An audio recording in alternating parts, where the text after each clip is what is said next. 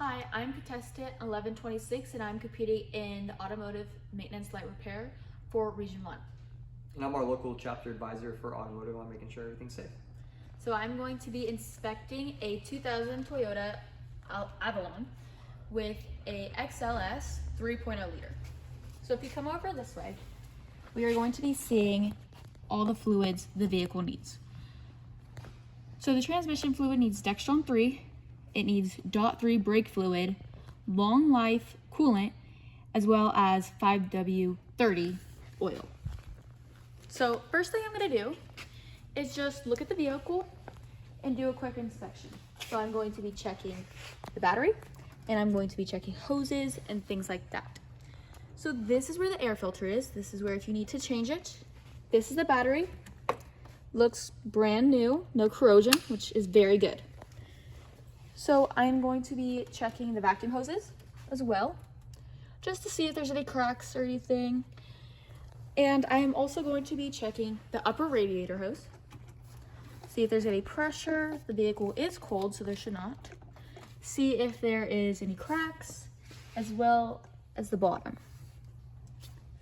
So it all looks good to me.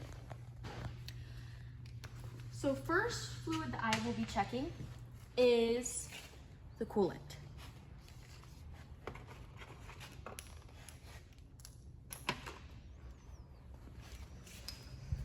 Because the vehicle is cold, I still just want to double check, see if there's any pressure in there. Looks pretty good to me. I'm going to be taking off the cap.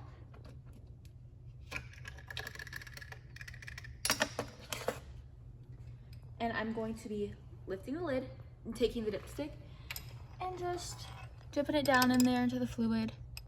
Just give it a little quick drop. And with this tool, I'm going to look up to the light and I'm going to see a blue line. So there is 63% coolant and -60. So it looks like there's a little bit over the limit, but it's okay, just a little bit much. And with this, I'm also going to be using coolant strips.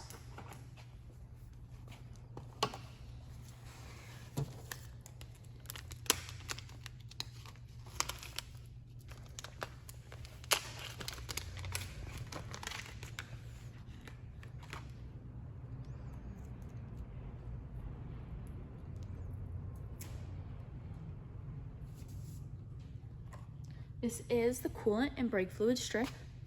On this side, I have the coolant, and on this side, I have the brake. So I'm just going to be dipping it in the fluid like so. And as you can see, it is changing color.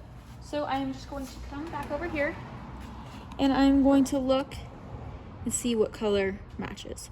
So it looks like the 100 matches, so it looks like the coolant is good. We do not need to replace it.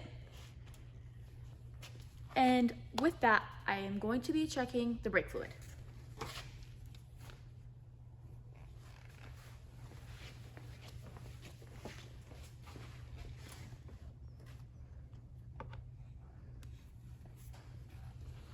So this is a brake liquid tester. It's testing for any moisture within the brake fluid. I'm just gonna be turning it on and dipping the 2 prongs in there. So it's reading 1%. So there's not too much moisture within it, which is perfect. And now I'm also gonna be taking that strip and testing the fluid as well.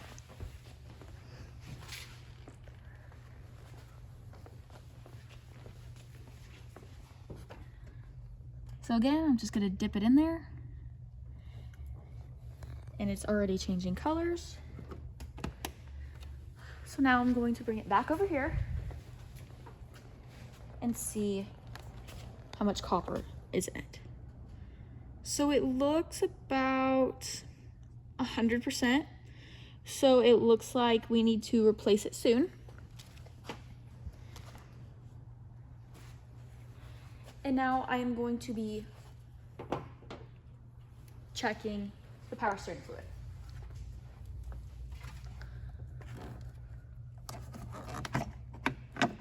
So there's a little dipstick within it. And this line right here just indicates if I need to fill it, which it looks pretty good right now.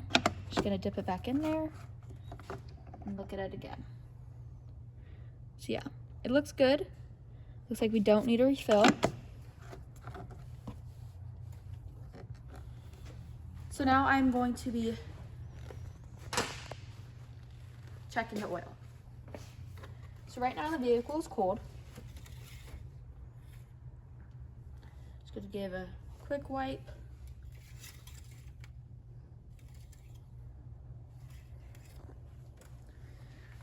So this upper dot indicates it being full, and this one needs to be added. So it looks pretty good. The oil is clean and it doesn't look burned. It doesn't smell burned either. So it looks good.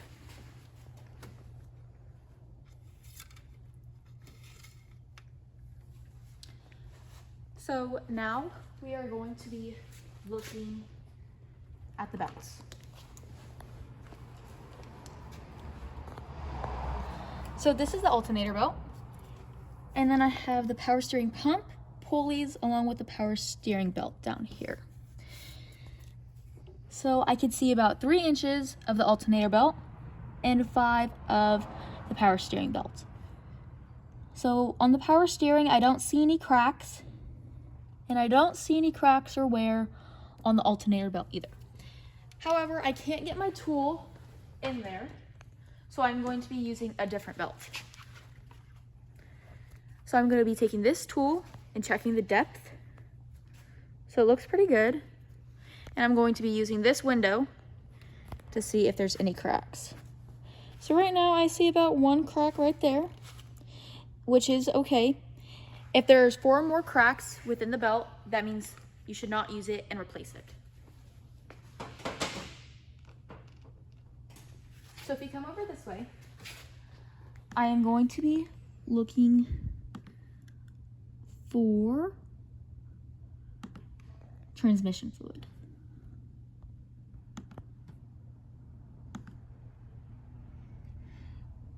So when checking the fluid level for the transmission, if the vehicle has been operating in heavy traffic, towing a trailer, or at high speeds in hot weather, wait 30 minutes before checking the fluid level.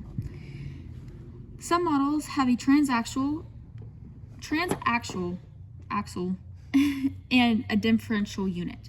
On these models, the differential lubrication is separate from the transaxle lubrication. It must be checked and filled separately. So drive the vehicle until the engine and transmission reach normal operating temperatures, park vehicle on level surface, and apply parking brake with engine idling and brakes applied. Move the gear shift lever through all positions in the P position. So check fluid level on transmission dipstick. Fluid level should be in hot range marked on the dipstick. Add proper type of fluid if necessary. So I'm going to be having my advisor start the car so that I am able to check the transmission fluid. So if you come this way, we have a system going. We have the doors open and a tube running through the exhaust so that we are safe.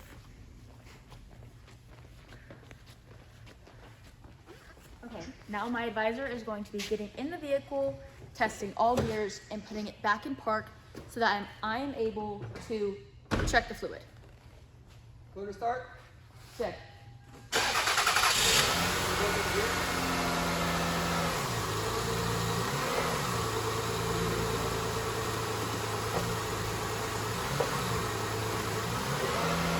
Okay, so the vehicle is now in park, and now I'm going to be testing the fluid.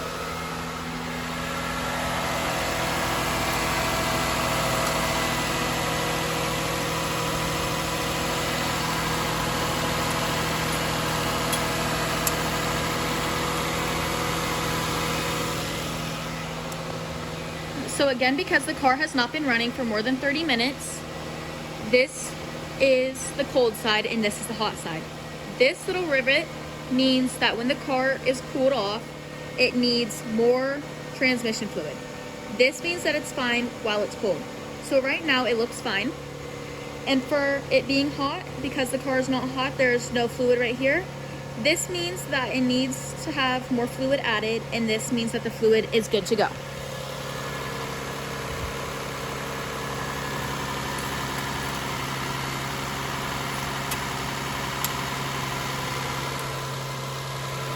Turn off the vehicle. And that is my inspection of this Toyota. Thank you so much.